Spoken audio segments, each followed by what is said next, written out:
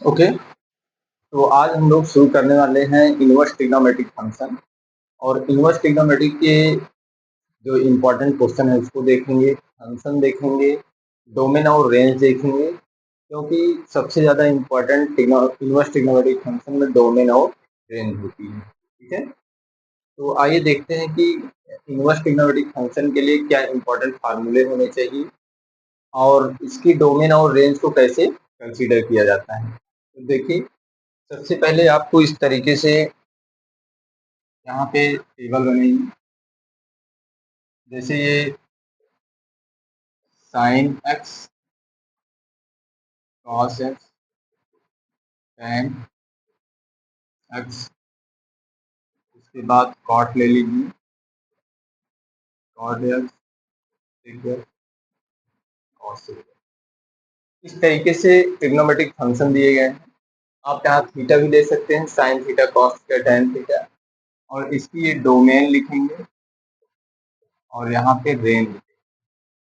आप सोचिए कि डोमेन और रेंज बहुत कम स्टूडेंट को लर्न होती है, तो इस तरीके कैसे इसको लर्न करें, क्या आइडिया है, इसको यहाँ पे सीखेंगे हम लोग। तो जैसे डोमेन की जो रेंज होती है, जैसे आप कोई भी एंगल ले लेते हो, जैसे 30 डिग्री, 45 डिग्री, तो इसके इसकी रेंज जो होगी वो पूरा रियल नंबर हो जाएगा। ठीक, और जब हम वैल्यूज निकालते हैं एंगल की, तो क्या आती है, -1 से 1 तक आती है। -1 आएगी या फिर 1 आएगी या फिर उसके बीच में कोई वैल्यू आ सकती है। इसलिए जो इसकी रेंज होगी वो -1 से 1 तक होगी। इसके बाद cos x, इसकी डोमेन रियल नंबर और रेंज -1 से 1। tan x r -2n+1 π/2 और n बिलोंग्स इन z। तो देखिए, tan x जो डिफाइन होगा वो रियल नंबर में से tan के π/2 मल्टीपल जो होंगे उस पर हमारा tan थीटा डिफाइन नहीं होता है। जैसे अभी हम कहें कि tan π/2, tan π/2 की वैल्यू क्या होगी, इंफिनिटी। इसलिए π/2 के मल्टीपल जो है उस tan में से हटा देते हैं, रियल नंबर में से हटा देंगे, तो इसकी डोमेन r-2n+1 π/2 हो जाएगी। और cot r-n n बिलोंग्स इन j। तो cot जो होता है पाई के मल्टीपल पे डिफाइन नहीं होता है। उसके बाद sec जो होगा r cos sec, यहाँ भी देखिए sec में क्या होगा, ये भी 2n+1 π/2। π/2 के ऑड मल्टीपल पे sec भी नहीं डिफाइन होगा। r-n n belongs. तो ये तो हो गई डोमेन। और रेंज में साइन का देख चुके आप, कॉस का देख चुके हैं, और टेन का रियल नंबर होगा, कॉट का भी रियल नंबर होगा रेंज। उसके बाद सेक का r-1 से 1, यहाँ पे रियल नंबर में से इसके ओपन इंटरवल को हटा देंगे तो आपको सेक एक्स का रेंज मिल जाएगी r-1 से 1। इस तरीके से हम लोगों ने डोमेन और रेंज को यहाँ पे देखा कि ट्रिग्नोमेट्रिक फंक्शन की डोमेन और रेंज कैसे फाइंड होगी। इसके बाद देखते हैं इनवर्स ट्रिग्नोमेट्रिक फंक्शन। इनवर्स के लिए क्या होगा, देखिए यहाँ पे साइन इनवर्स है, कॉस इनवर्स है, टेन इनवर्स है, कॉट इनवर्स, सेक इनवर्स है, कॉस इनवर्स। और इसकी ये हो गई डोमेन और यहाँ पर इसकी रेंज। ओके, तो sine inverse, inverse trigonometric function की जो डोमेन होगी, यहाँ पे जो रेंज थी यहाँ पे ये क्या हो जाएगी, डोमेन हो जाएगी -1 से 1। उसके बाद इनवर्स ट्रिग्नोमेट्रिक में जो रेंज होगी, जैसे साइन इनवर्स एक्स की जो यहाँ रेंज देखेंगे, सबसे पहली बात तो इनवर्स ट्रिग्नोमेट्रिक फंक्शन तभी डिफाइन होगा जब 1 1 ऑन 2 होगा। इसलिए इसकी रेंज को रिस्ट्रिक्ट करेंगे -π/2 से π/2 तक। रिस्ट्रिक्शन होगा तभी ये 1 1 ऑन 2 बनेगा, अदरवाइज ये 1 1 ऑन 2 नहीं होगा, तो इन्वर्सिबल फंक्शन नहीं होगा। ओके, इसके बाद -1 से 1, और ये क्लोज्ड इंटरवल 0 से पाई। यहाँ tan क्या होगा, tan हो जाएगा आपका रियल नंबर, कॉट भी रियल नंबर होगा इसकी डोमेन, और इसके बाद इसकी जो रेंज आएगी tan की वो क्या हो जाएगी, ओपन इंटरवल -π/2 से π/, कॉट की क्या होगी, क्लोज्ड इंटरवल 0 से ओपन इंटरवल 0 टू पाई, और सेक इनवर्स की क्या होगी, domain r-1 to 1, r-1 to 1, ठीक है ना। तो यहाँ पे आप कंपेयर कर सकते हैं कि ये जो रेंज थी इसमें ट्रिग्नोमेट्रिक फंक्शन में, यहाँ पे क्या हो रही है, डोमेन बन रही है, तो रेंज में थोड़ी चेंज आएगी। जो स्टैंडर्ड ट्रिग्नोमेट्रिक फंक्शन की रेंज थी उससे यहाँ पे रेंज डिफर हो जाएगी। और सेक की क्या हो जाएगी, सेक की जो कॉस है उसे देखेंगे 0 से पाई, 0 से पाई माइनस π/, और उसके बाद कॉसिक जो होगी वो क्या है, -π/2 से π/2, और यहाँ से 0 को बाहर कर देंगे। तो इस तरीके से जो यहाँ टेबल तैयार हुई ये हो गई इनवर्स ट्रिग्नोमेट्रिक की डोमेन और रेंज, ठीक है। तो इम्पोर्टेंट क्या है इसका, जैसे आपको किसी इनवर्स ट्रिग्नोमेट्रिक फंक्शन की डोमेन मालूम रहेगी और रेंज, सबसे ज्यादा इम्पोर्टेंट है रेंज। अगर रेंज मालूम है तो किसी क्वेश्चन को बहुत आराम से अच्छे से सॉल्व कर सकते हो। जैसे मैं एक क्वेश्चन लेता हूँ, अभी आपको अगर बताना है साइन π/2, तो इसका आंसर क्या आएगा, इसका आंसर आ जाएगा π/2। क्यों, क्योंकि साइन इनवर्स की जो रेंज हो गई वो कहाँ से, -π/2 से π/2, तो ये आंसर बिल्कुल करेक्ट हो गया। दूसरा क्वेश्चन लेता हूँ, साइन इनवर्स साइन π/3, इसे भी हम π/3 लिखेंगे। क्यों, क्योंकि ये वैल्यू क्या है, इसके रेंज में आ रहे हैं।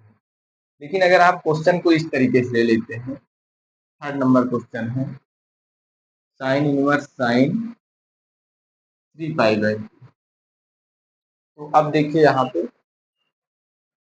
आप देख सकते हैं कि साइन इनवर्स साइन 3π/2, और अगर कोई इसका आंसर लिखता है 3π/2, तो ये आंसर बिल्कुल रॉन्ग हो जाएगा।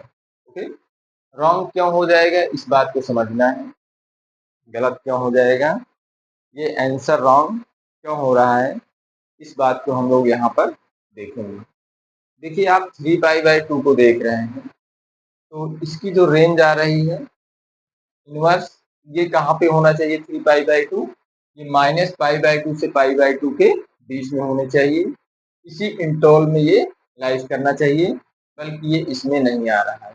अगर इसके एंगल को देखेंगे, ये 9 3 27, तो 270 डिग्री आ जाएगा, और इसमें कहाँ तक एंगल आ रहा है, -π/2 से π/2 तक, उसके बीच में या फिर ये एंगल आएंगे, तो इसलिए ये आंसर रॉन्ग होगा। इसके लिए हम लोग क्या करेंगे, sine inverse sine pi minus 2π minus π/2 करेंगे, ठीक। अगर 2π माइनस π/2 करेंगे तो ये कितना हो जाएगा, -3π/2 होगा, 3π/2 होगा, और अगर 3π/2 हो गया तब भी ये वैल्यू किस में आ जाएगी, माइनस में आ जाएगी। माइनस में आएगी तो ये डिफाइन नहीं होगा, तो इसे हम लोग इस तरह लिखेंगे साइन इनवर्स साइन π/2, इस तरीके से माइनस साइन π/2, इस तरीके से इसे, क्योंकि साइन 2π माइनस थीटा क्या होता है, माइनस साइन थीटा। ओके, अब इस टर्म को हम लोग लिख सकते हैं साइन इनवर्स साइन -π/2, तो साइन इनवर्स से साइन कैंसिल हो जाएगा, -π/2 आ जाएगा, और -π/2 यहाँ देखिए इस इंटरवल में है, इसका आंसर कितना आ गया, -π/2। तो इस तरीके के क्वेश्चन एग्जाम में आएंगे। अब जैसे और कोई क्वेश्चन मैं कंसीडर करता हूँ, जैसे cos इनवर्स cos 5π/2, अगर इस तरह के क्वेश्चन को मैं कंसीडर किया। तो अब इसका आंसर क्या हो सकता है? जैसे कोई स्टूडेंट है, इसे राउंड कर सकता है किस तरीके से, कॉस इनवर्स कॉस कैंसिल कर देगा और 5 पाई/2 आंसर हो जाएगा। तो जैसे ही आंसर 5 पाई/2 होगा, दिस आंसर इज इनकरेक्ट, ये रॉन्ग हो जाएगा। क्यों? क्योंकि अब देखिए इसकी जो रेंज है कॉस इनवर्स एक्स की, वो क्या होती है, क्लोज्ड इंटरवल 0 से पाई। ये देखिए, और उसमें ये वैल्यू लाइज नहीं करेगी, 5 पाई/2 0 से पाई के बीच में नहीं आ रही, इसलिए इस आंसर को यहाँ से हटाएंगे और हम इसको इस तरीके से बनाएंगे कि इसको सॉल्व करने के बाद इस इंटरवल में ये चीजें आनी चाहिए। तो इसके लिए लिखते हैं cos inverse cos 2 pi plus पाई/2, इस तरीके से लिख सकते हैं। देखिए यहाँ पे cos इनवर्स cos 2 जब 4, 4 + 1 5 पाई/2, तो cos इनवर्स से cos कैंसिल होगा, तो इसे क्या लिखेंगे, cos इनवर्स, देखिए cos 2 pi plus theta cos theta, this implies that पाई/2। और देखिए पाई/2 0 और पाई के बीच में आ रहा है, तो ये आंसर बिल्कुल करेक्ट हो जाएगा, है ना। तो हम और कुछ क्वेश्चन को लेते हैं इसके बेस पे और उन क्वेश्चन को सॉल्व करते हैं, देखते हैं कि किस तरीके के क्वेश्चन एग्जाम में आते हैं, एनसीईआरटी का बेस क्या है। और एनसीईआरटी के बेस को ही लेकर मैं टीजीटी और पीजीटी की बात कर रहा हूँ।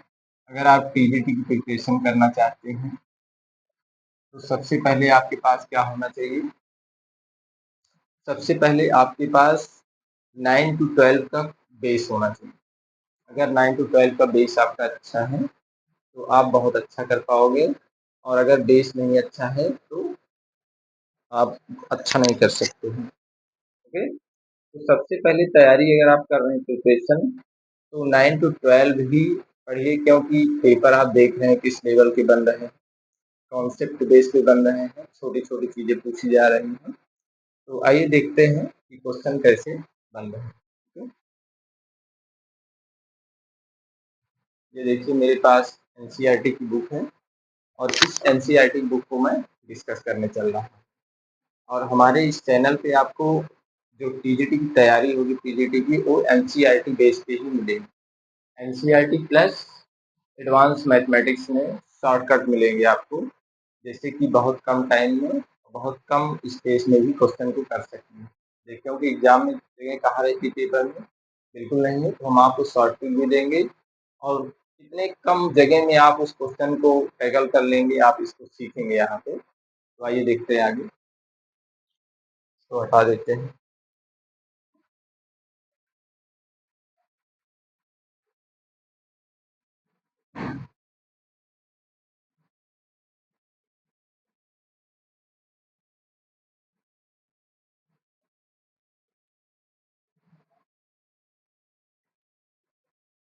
तो देखिए इस बुक को अगर आप पढ़ते हैं तो ये शुरू में ही आपको डोमेन और रेंज बहुत अच्छे से दिया गया है, और यहाँ पे देख सकते हैं इसके ग्राफ बने हुए हैं, जो कि ग्राफ को अगर आप देखेंगे बार बार तो आपको बहुत ही अच्छा समझ में आएगा, और इससे क्वेश्चन भी आप आराम से कर लेंगे। और डोमेन और रेंज यहाँ देख सकते हैं, देखिए ये सभी चीजें मैं यहाँ बोर्ड पे बनाया हूँ, इन सभी चीजों को आप देख सकते हैं, समझ सकते हैं और नोट्स बना सकते हैं अच्छे से। तो देखिए दोस्तों, अब आपको ये क्वेश्चन दिख रहे हैं, और आइए देखते हैं कि ये क्वेश्चन कितने इजी हैं, कितने आसान हैं। इस बार तो आपके एग्जाम में यही क्वेश्चन आ गया था, देखिए साइन इनवर्स -पाई/2, सॉरी -1/2 है, इस तरीके क्वेश्चन है, इसका आंसर क्या होगा। यही क्वेश्चन आपके एग्जाम में आया 2026। तो इससे आसान क्वेश्चन और क्या हो सकता है, सोचिएगा। तो इसलिए आपको इतने बेस से शुरू किया है मैंने इस क्लास को, तो चैनल को बिल्कुल आप लाइक कीजिए, सब्सक्राइब कीजिए, और आपके सपोर्ट के लिए मैं इतनी मेहनत कर रहा हूँ। तो आइए देखते हैं साइन इनवर्स -1/2 की वैल्यू क्या हो सकती है। तो इसे अगर आपको सॉल्व करना है साइन इनवर्स -1/2, तो सबसे पहले क्या करना है, जैसे साइन इनवर्स है, तो इस 1/2 को हम साइन के टर्म में लिखेंगे, यहाँ साइन इनवर्स है, अंदर भी साइन मिल जाएगा। तो 1/2 किसकी वैल्यू होती है साइन में? साइन 30 डिग्री। ये लिखेंगे साइन π/6 इस तरीके से। अब यहाँ सभी लोग जानते हैं कि साइन इनवर्स है, उसके जस्ट बाद साइन होना चाहिए। यहाँ पे देखिए माइनस दिख रहा है, इसको हम कैसे मैनेज करेंगे? यहाँ पे इसे लिखेंगे साइन इनवर्स साइन -π/6 इस तरीके से लिखते हैं। क्यों? क्योंकि sine minus theta equal to होता है माइनस साइन थीटा। तो साइन इनवर्स से साइन क्या होगा? कैंसिल आउट हो जाएगा, -π/6। अब ये -π/6 आप देख सकते हैं, दिस बिलोंग्स इन -π/2 से π/2। इसके रेंज में जा रहा है, साइन इनवर्स के रेंज में ये -π/6 लाइज कर रहा है, इसलिए ये आंसर आपका बिल्कुल करेक्ट है। ओके, तो इस तरीके से आपको एकदम बेस से पढ़ना है, जैसे कि सफलता जल्दी मिले और नॉलेज भी अच्छा रहेगा, तो बेस्ट रहेगा हमेशा के लिए। ओके, इसको नोट कर सकते हैं यहाँ से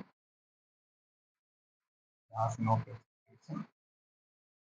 नेक्स्ट क्वेश्चन देखते हैं।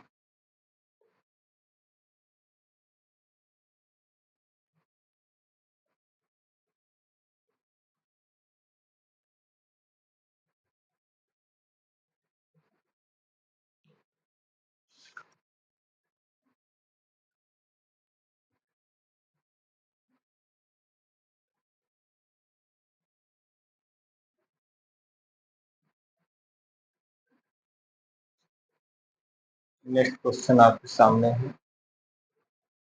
कुछ ऐसा क्वेश्चन लेते हैं जिसमें कि आप लोग आंसर कैसे इसका किया जाए इसको सोचें ना। जैसे कॉस इनवर्स -1/√। अब देखिए, आपको मैं इस चीज को बताने की कोशिश करता हूँ कि कैंडिडेट मिस्टेक कहाँ पे करते हैं, इस क्वेश्चन में गलती कहाँ पे होती है। जैसे यहाँ पे अभी पिछला ही क्वेश्चन मैंने सॉल्व किया, साइन इनवर्स 1/2 को उस तरीके से मैंने फंक्शनलाइज किया, उसको सॉल्व किया। अब यहाँ देखिए आप इसको कैसे करेंगे, कॉस इनवर्स माइनस, अब आप जानते हैं कि 1/√2 कॉस के टर्म में लिखना है, इसे लिखेंगे कॉस π/4। कॉस π/4 की वैल्यू क्या होती है? 1/√। तो अब मैं इस चीज को देखिए, यहाँ माइनस है, इस माइनस को क्या लिखेंगे? कॉस इनवर्स कॉस पाई -π/, देखिए इस तरह से लिख दिया। Cos pi minus theta equal to क्या होगा? Minus cos theta. तो अब इसे लिखेंगे cos inverse cos 3π/4। Cos inverse cos 3π/, cos inverse से कॉस इनवर्स कैंसिल और आंसर आ गया 3π/4। अब इस 3π/4 को देखिए कि कॉस इनवर्स की जो रेंज है उसमें लाइज कर रही है कि नहीं। तो देखिए रेंज की कितनी इंपॉर्टेंस है, इसलिए आपको रेंज बहुत जरूरी मालूम होना। तो इस टेबल को बनाना सीख लीजिए, कैसे बनाएंगे कैसे समझेंगे। अगर ये टेबल आप बना लेते हैं क्वेश्चन को बहुत आसानी से सॉल्व कर सकते हैं। अब देखिए 3π/4 है, 3π/4 को क्या लिखेंगे? ये हो जाएगा π/4 है तो 90 डिग्री, और 90 डिग्री है तो ये हो जाएगा 270। देखिए यहाँ पे ये नहीं लाइज कर रहा है, 270 ग्रेटर वैल्यू हो गई इससे 180 डिग्री से। तो इसका मतलब इसे हम क्या लिख सकते हैं? इसे लिखेंगे, यहाँ से हटा देते हैं इसको क्योंकि उसके रेंज में नहीं जा रहा है। तो इसे हम लिखेंगे पाई और -π/4 अगर लिखते हैं 3π/4, और ये 4 से डिवाइड करेंगे 180/4, कितना आएगा? 4 4 जा 16, 4 5 जा, ओके ठीक है। तो 45 3 जा आ जाएगा यहाँ पे, 3 5 जा 15 और 135 लाइज इन 0 to पाई। तो आंसर आपका क्या हो गया? आंसर आपका आ गया 3π/4। क्यों? क्योंकि 3π/4 को अगर आप सॉल्व करेंगे 3 इंटू 180/4 करेंगे, 4 4 जा 16 और 2 4 5 जा 20, 45 3 जा, 3 5 जा 15, 3 4 जा 12, 135 डिग्री। 135 डिग्री कहाँ है, 0 से पाई के बीच में लाइज कर रहा है, तो आपका आंसर क्या हो जाएगा 3π/4। तो इस तरीके से इसे जो है सॉल्व करेंगे। हमेशा आपको क्या ध्यान रखना है कि इसी रेंज में ये वैल्यूज जानी चाहिए, और अगर आपको रेंज एग्जाम में नहीं याद होगा, नहीं लर्न होगा, तो क्वेश्चन गलत करने के चांस बढ़ते हैं। ओके, तो आइए कुछ और न्यू क्वेश्चन लेते हैं, उनको देखते हैं।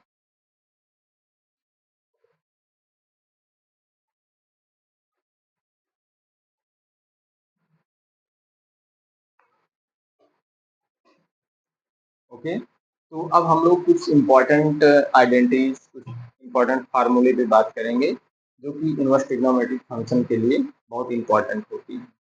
तो देखते हैं इनको।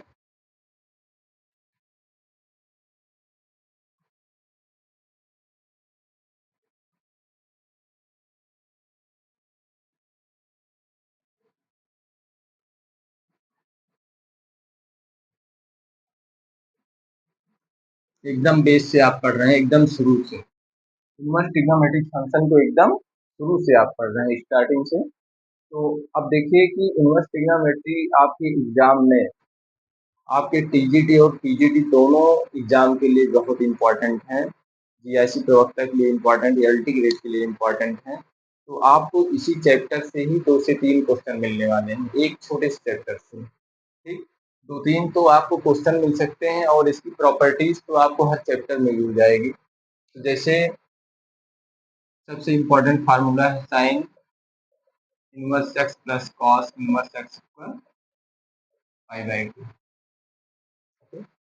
सेकंड है इसी तरीके सिमिलर है एकदम, tan inverse x plus cot inverse x equal π/2।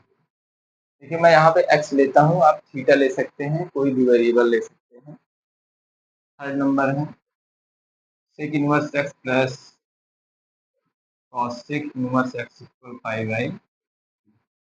तो ये 3 फार्मूले आपने देखे, ये आपको जरूर लर्न होना चाहिए। इसके बाद है 4 number sine inverse minus x equal minus sine inverse x